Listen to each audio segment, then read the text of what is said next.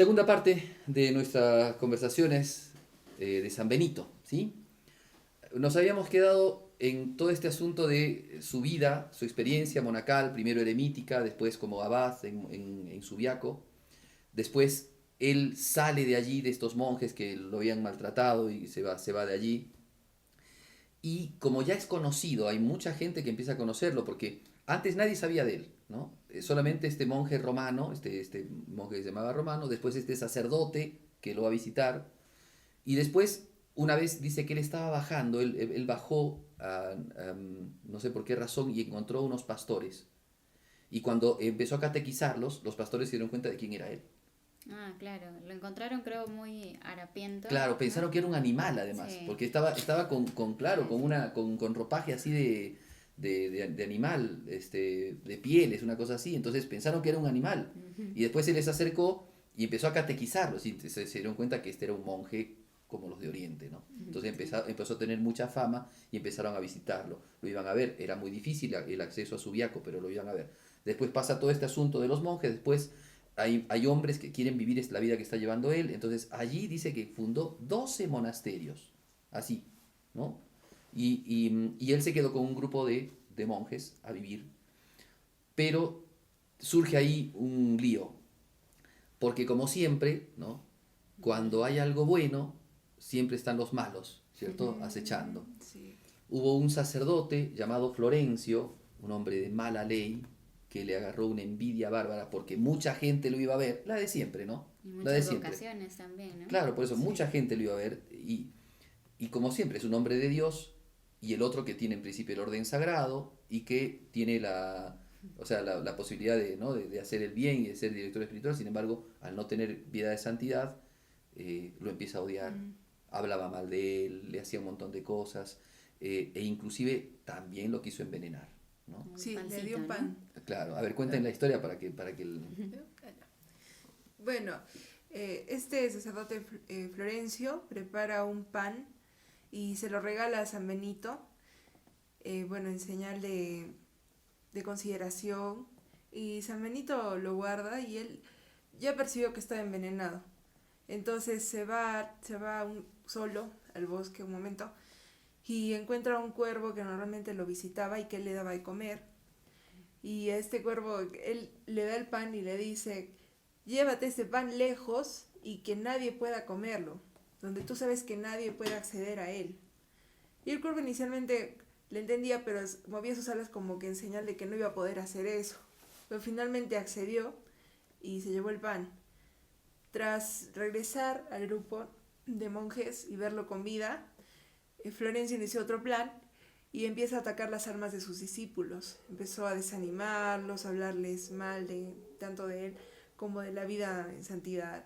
Empezó a despreciar las gracias y a querer hacerlos abandonar.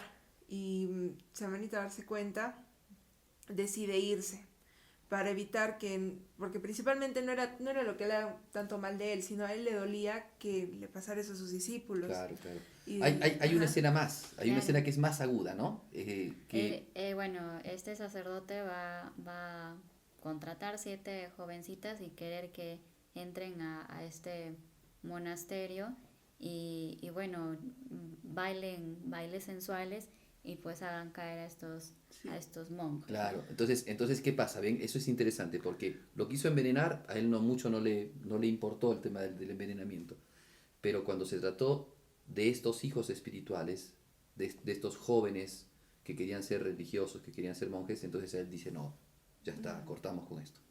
Bueno, estaban a punto de salir. Yo estaba a algunas millas del lugar cuando se entera de que Florencio había muerto tras haber caído a la terraza en la que se encontraba.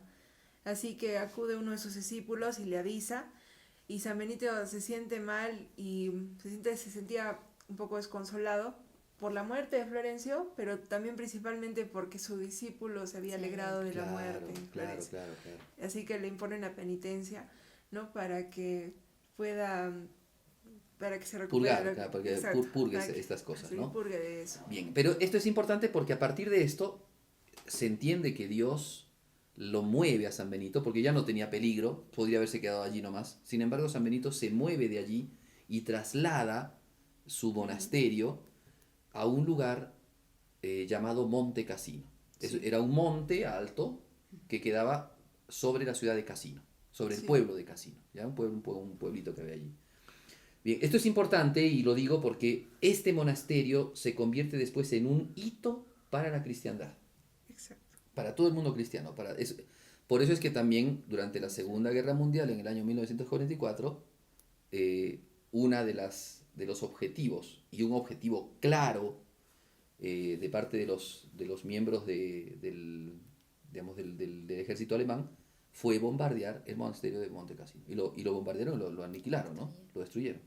Porque este monasterio fue un hito, no solamente para el monacato, porque ahí vivió San Benito, sino para la cultura occidental. Después vamos a hablar de eso, que eso me parece que es muy importante al final de todo este asunto. Bueno, a ver, avancemos un poco más rápido, porque si no, se nos van a quedar muchas cosas en el tintero. Llega a Monte Cassino. Monte Cassino esa montaña tenía antes era antes, ¿cómo se llama? Un templo, ¿no? El templo de Apolo. Claro, entonces él sobre eso, ¿sí? Erige su monasterio e inclusive la iglesia del monasterio, ¿no? Claro. O sea, para dignificar, ¿cierto? La honra y la gloria de Jesucristo sobre, digamos, los ídolos y demás cosas, ¿sí? Incluso creo que en Monte Cassino van a adorar al demonio, tal cual, ¿no? Bueno, claro, los antiguos pobladores, ¿cierto? Van a, sí, era pues un mundo pagano, era un mundo, ¿no? Entonces él llega allí. Entonces, aquí yo les marco una cosita que después podemos charlar un poquito de esto. Aquí también, entre paréntesis, ya que estás hablando del tema del demonio y de eso, San Benito tiene un carisma muy grande de exorcista. Es un exorcista. Y hay un montón de cosas, hay una gran tradición con el tema de los exorcismos de San Benito, ¿ya? Entonces después podemos hablar de eso porque también vamos a hablar de la medalla de San Benito, ¿sí? Pero por ahora, entonces eso es importante lo que has dicho tú porque nos hace ver de cómo San Benito muchas veces no solamente fue tentado por el diablo, sino también... Que empieza más fuerte, ¿no? Claro, recibe muchísimas tentaciones y obstáculos puestos por el demonio, para él y para sus monjes. Y también recibe a muchas almas que se encontraban endemoniadas y él las exorciza. Es en Monte Cassino donde ya empieza, ¿no? Todas esas visitas de mucha gente que empiezan a vivir, a querer experimentar una vida monacal, una vida especial, y a muchos de ellos el demonio los ha obsesionado, y San Benito, ¿okay? los libera, ¿sí? Entonces hay toda una experiencia allí.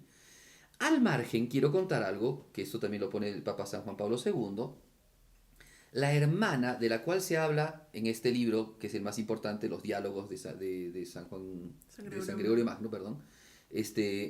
La hermana de San Benito se llamaba Escolástica y era su hermana gemela, Sí. ¿ya? Entonces esta hermana gemela funda, al parecer no muy lejos de allí, el monasterio de las mujeres.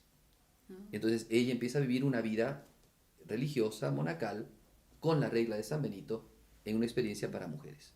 Entonces, por eso es que después al final va a aparecer, ¿no? En la historia de San Gregorio va a aparecer también la hermana, cosa que antes no se había hablado de ella, pero por otros datos, otras informaciones, sabemos esto, ¿sí? Entonces ahí ya tienen ustedes a San Benito, que forma, ¿no? Un monasterio y que empieza a darle, no solamente empieza a experimentar, empieza a vivir, sino que empieza a darle una forma, en el sentido de que empieza a ser una regla.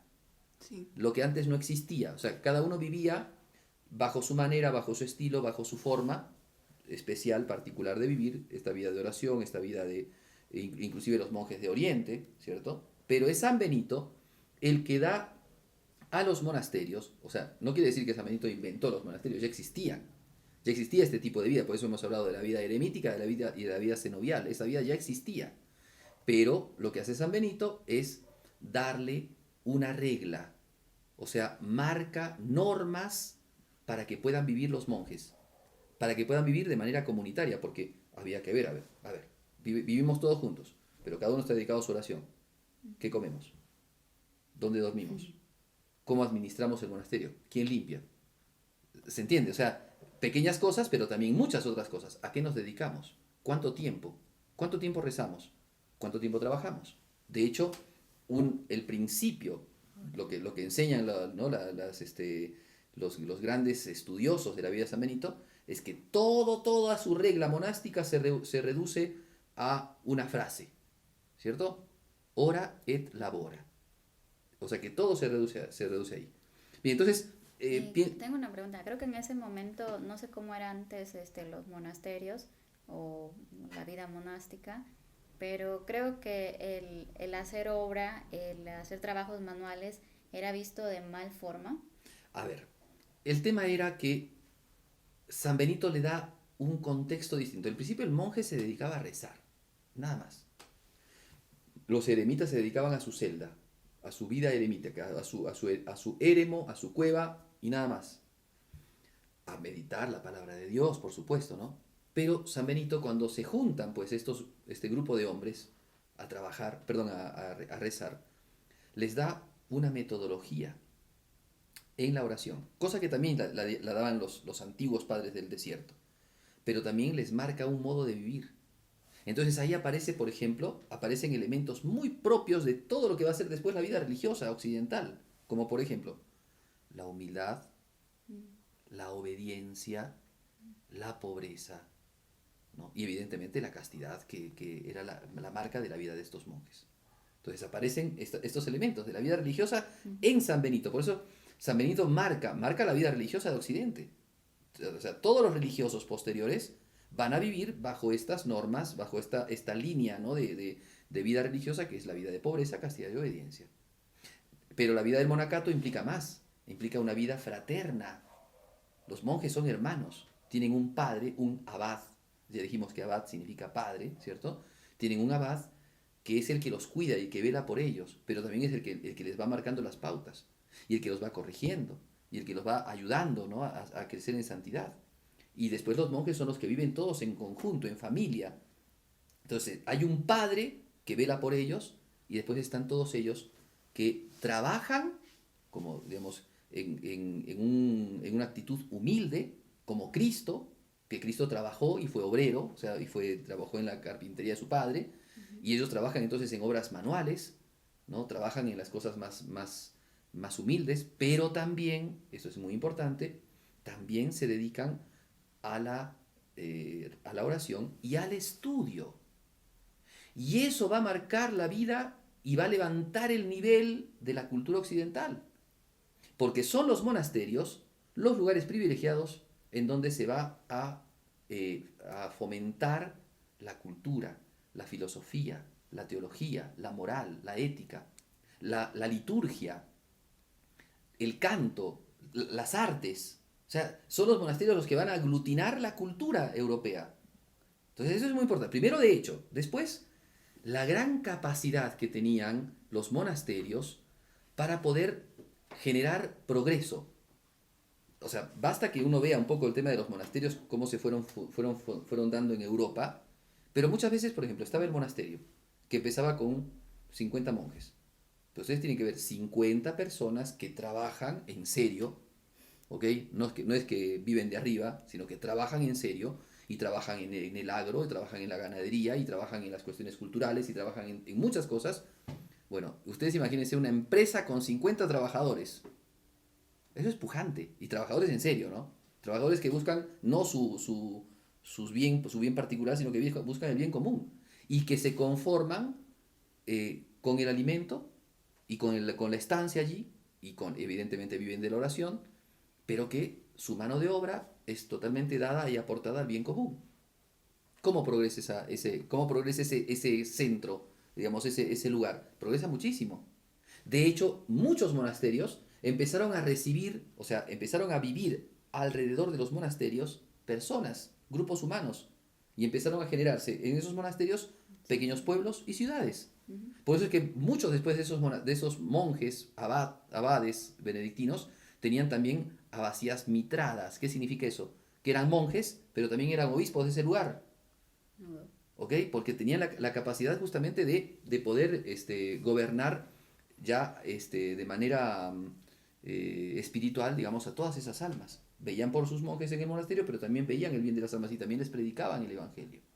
Bueno, entonces, a ver, son muchas cosas las que he ido diciendo, ¿no? Pero para ajustar un poco el asunto, los monjes entonces empiezan a vivir con una regla bien definida, bien armada, para que no pierdan el tiempo, para que puedan dedicarse a lo suyo, que es la oración y el trabajo humilde, el trabajo manual, para que puedan crecer en las virtudes, ¿sí? Entonces arma un grupo de personas, ya no es solamente él, ese monje especial de vida de oración, de vida de penitencia, sino que es un grupo de personas que se dedican a rezar, que hacen sacrificios y penitencias y que viven una vida virtuosa. O sea, viven una vida de unión con Dios y son personas muy de confianza, son personas muy cultas, son personas que se dedican, como les dije antes, a la filosofía, a la teología, a la moral, al arte en todos sus aspectos, ¿no? Desde por ejemplo, la arquitectura, ¿no? La arquitectura monástica, como también la pintura, la escultura, las obras de arte, por ejemplo, literarias, los himnos, los cánticos, el gregoriano. El gregoriano digamos, si bien empieza, ¿no? como algo de la iglesia donde se cultiva de manera profunda, de manera, digamos, seria, metodológica, sistemática, es en los monasterios benedictinos. Ahí empieza todo el asunto. Entonces es una cosa impresionante lo que empieza a hacer San Benito, ¿ya? Bien. A ver, ¿alguna otra cosa más que más o menos quieran decir de ese tiempo? ¿O podemos pasar ya a otro elemento que yo quería hablar justamente de la regla, ya en particular? No, o sea, solo con la acotación que nos ha dado, creo que es importante haber puesto una regla, ¿no? Porque si bien el silencio ayuda a la meditación, también puede ser factor de muchos riesgos espirituales, ¿no? Claro, sí. Al menos en monjes que están... Sí, no está bien dirigido, Uh-huh. tiene que tener momentos de oración, tiene que tener, o sea, los momentos de penitencia, los momentos de silencio, los momentos de celda. Bueno, que esas cosas después van a ser más reguladas todavía, pero la regla de San Benito trabaja de una manera tal que para colmo él le dice la regla mínima o la regla de comienzo, y es una regla que realmente es muy acabada esa regla, pero es una regla que, como digo, va marcando los lineamientos de este tipo de vida, pero sepan, chicas, que esto se puede trasladar a la vida social. Y eso es lo que incentivó después la vida social de Occidente. Entonces, bueno, hablemos un poco de la regla, ¿ya? Sí. Y veremos después cómo esto se utilizó después en el orden de las normas sociales y cuánto, por ejemplo, hoy día, en donde tenemos tantos conflictos sociales hoy día, si aplicáramos un poquito la regla de San Benito en las situaciones sociales, con todas sus distancias, por supuesto, cuánto podría ser nuestra cultura una cultura realmente de paz. ¿Ok? Bien, a ver, veamos entonces las reglas. A ver, hagamos un resumen, ¿cierto? Un resumencito, porque la regla es enorme, ¿cierto? Pero hagamos un resumencito. A ver, ¿tienen algo más o menos como para decir de la regla de San Benito? ¿Sí? Bueno, sí hay 8 puntos, ¿no? Principales. Ya. A ver, vamos tocando punto por punto, al menos una. rápidamente, ¿ya? Y ustedes, en tal caso, vamos charlando, comentando esas cosas, ¿sí? El primer punto es, la primera virtud que necesita un religioso después de la caridad es la humildad. Ok, básico para todo monje y después para todo ciudadano, escúcheme, ¿eh? O sea, el monje no puede, o sea, el religioso, el monje, el que se dedica a esta vida virtuosa, a esta vida de monacato, de soledad, pero también de comunidad de virtuosos, en principio, es alguien que tiene que tener un grado bien, o sea, tiene que tener mucha humildad, tiene que haber crecido en la humildad. Y aquí San Benito habla de los grados de la humildad, ¿ya? Entonces, porque la humildad hace que la persona se aleje de la soberbia, se aleje del orgullo, se acuerdan de que les dije yo, en Subiaco, la primera cosa que trabaja él es evitar ser el centro de las cosas, o sea, la autorreferencialidad, el egoísmo, ¿no? el ponerse él mismo como por encima de Dios, todo tienen que darme, todo tiene que ser, Dios me tiene que dar todo a mí, y es al revés, es ponerse al servicio de Dios. Incluso el alejamiento de su nodriza por el milagro del jarrón, ¿no? Claro, Que va a claro, por alejarse supuesto. de la ciudad. Sí, entonces, o sea, el desprendimiento de las cosas, el acercamiento solamente a Dios, el descubrirse.